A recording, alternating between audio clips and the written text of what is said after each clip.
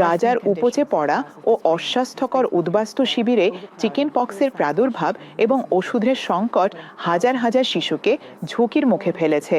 বিস্তারিত থাকছে এই প্রতিবেদনে। স্বাস্থ্য কর্মকর্তারা বলছেন, গাজা উপত্যকার বাস্তুচ্যুতদের ক্যাম্পগুলোতে চিকেন পক্স দ্রুত ছড়িয়ে পড়ছে, কারণ অতিরিক্ত ভিড়, প্রচণ্ড গরম এবং পরিষ্কার পানির সীমিত সুযোগ এই প্রাদুর্ভাবকে আরও বাড়িয়ে দিচ্ছে। অভিভাবকরা বলছেন, এই রোগে শিশুদের প্রচণ্ড অস্বস্তি হচ্ছে, আর গাদাগাদি অবস্থার কারণে পরিবারের ভেতর সংক্রমণ ঠেকানো একেবারেই অসম্ভব হয়ে পড়েছে। এটা প্রথমে তরল ভর্তি ছোট ছোট ফোস্কার মতো শুরু হয়, পরে ত্বকে পোড়ার দাগের মতো হয়ে যায়, এক জায়গা থেকে মিলিয়ে যায় আবার অন্য কোথাও দেখা দেয়।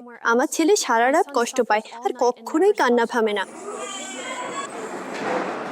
চিকিৎসকরা বলছেন, ওষুধের সংকট আর মৌলিক স্বাস্থ্যবিধি সামগ্রীর অভাব এই প্রাদুর্ভাব নিয়ন্ত্রণ আরও কঠিন করে তুলছে।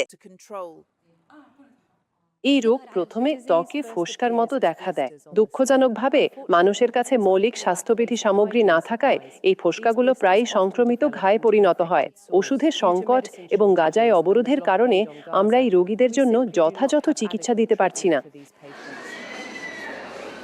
চিকিৎসা সহায়তা কর্মীরা সতর্ক করছেন, প্রতি সপ্তাহে সংক্রমণের সংখ্যা দ্রুত বাড়ছে, ফলে ইতিমধ্যে চাপে থাকা স্বাস্থ্য ব্যবস্থার উপর আরও চাপ পড়ছে। চিকেন পক্স এখানে দ্রুত ছড়িয়ে পড়া রোগগুলোর একটি। 3 সপ্তাহ আগে প্রকাশিত ইউনিসেফের এক প্রতিবেদনে প্রায় 9300টি সংক্রমণের ঘটনা নথিভুক্ত হয়েছে। এরপর থেকে প্রতি সপ্তাহে প্রায় 5000টি নতুন সংক্রমণ যোগ হচ্ছে।